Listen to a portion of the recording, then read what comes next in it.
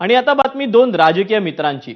शरीरात रक्ताचा शेवटचा थेंब असेपर्यंत आपण गोपीचंद पडळकर यांच्या सोबत राहणार असल्याचं आमदार सदाभाऊ खोत यांनी म्हटलं। विशेष म्हणजे बोलताना त्यांना अश्रू अनावर झाले।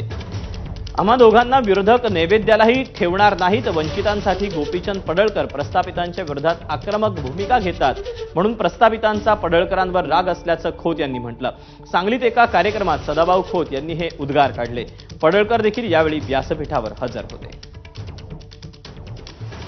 लोकांना वाटतं गोपीचंद आक्रमक बोलतं, अरे आम्ही आक्रमक नाही बोललो, तर हे आम्हाला नेवदाला सुद्धा शिल्लक ठेवणार नाही तो आणि सांगतो, नेवदाला सुद्धा, आणि तुमचं कोण ऐकून घेणार मग। आणि म्हणून निश्चितपणानं हे नेतृत्व आपण जपूया।